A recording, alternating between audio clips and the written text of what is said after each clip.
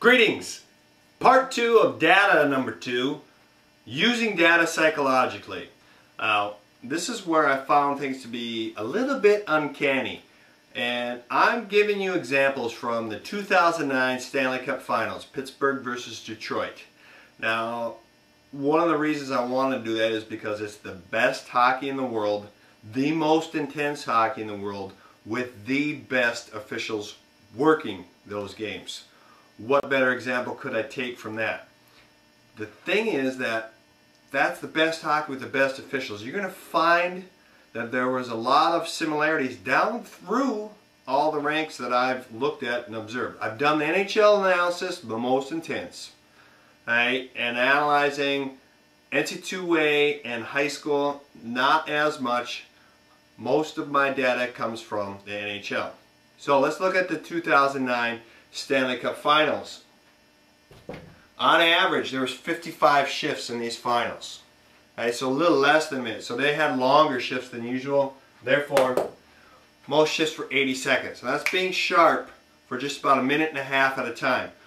Remembering what your job is, what you need to do, what's coming up, what might happen. Now, period by period analysis was the interesting thing I discovered here. Okay? Let's use some round numbers just to make it easier. We've got, let's say, one shift per minute. That's 60 shifts in a 20-minute game. Okay? Now, on average, you would say 20 per period.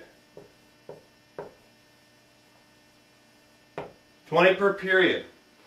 This is what happened. There's always one period in every game where there was a lot of shifts. Meaning there was little flow, a lot of stoppages. Stops and starts involved a lot with linesmen in those. A lot of hustle, a lot of sprints. Now, this was the uncanny thing. So, with the NHL was 55 shifts a period. It didn't go 20, 20, 20. It was more like 28, 16, 12. Right? And that's what it averaged out to. Actually, for the NHL ones, it was one period would have like 25 shifts in it with a lot of stoppages. One period every game had a medium length, which averaged out to 16 shifts per period. And one period was racehorse hockey, where you had 12 or less. There was one game that had 9 shifts in the whole period. So they were going long stretches. So their focus had to be much more stronger over a long period of time. So here's the thing that you can predict. And then, like I said, it trickles down from each game. If there's a long, grinded out period, be ready for the things to switch in the next period. Because players can't keep that up a whole game long. Yes, I've been in some games where there have been lots and lots of shifts every period. It's probably offset. My next game we had 10 shifts at each period. The things always average out. So you got to be mindful of that. If you have one period where it's smooth sailing and you're thinking, yeah, easy street, baby, get ready, because that next period is going to be heck in a handbasket. That's the mental approach you need to take. Another couple mental things to remember. On this Stanley Cup Finals, the average end zone drops, there was 31 per game. So most of your drops take place in end zone. You have to be ready for those times. Most common stoppages I'll put in the miscellaneous category. What does miscellaneous include? It includes shooting a puck out of play. It includes the net being knocked off. It includes hand pass, high sticks. Right? Those are more common than icings and offsides combined. So be aware for a lot of those things, and it's not always going to be a garden variety stoppage. So if it's real grinding up here, be ready, because it might switch the next time. I see this in 2 game series in college. Friday night might be just a war, and we come into Saturday expecting a war. That's the right psychological mindset to have, and it's a piece of cake. Okay? And I've seen it many times where it's a piece of cake on Friday, and we're like, yeah, we're going to cruise through this weekend, and it's just an absolute you-know-what fest on Saturday.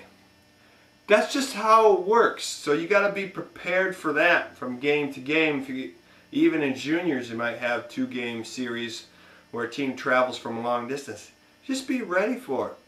And you know what? That happens more often than not. Very rarely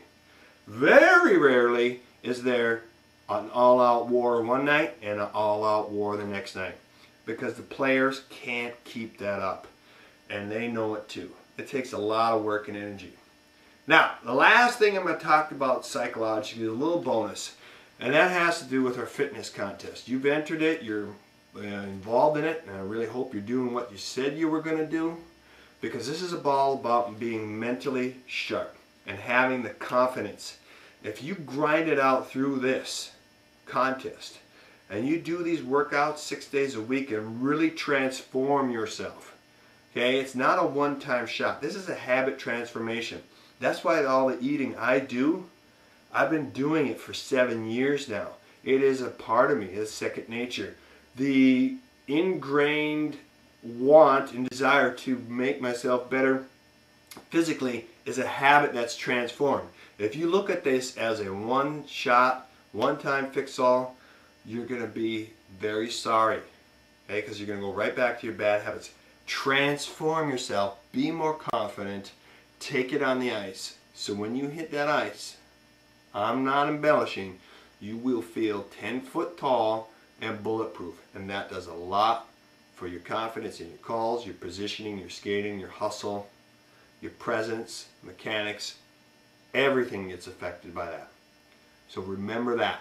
It's not always about the physical with physical training. It's about the mental toughness. A lot of hockey in evaluating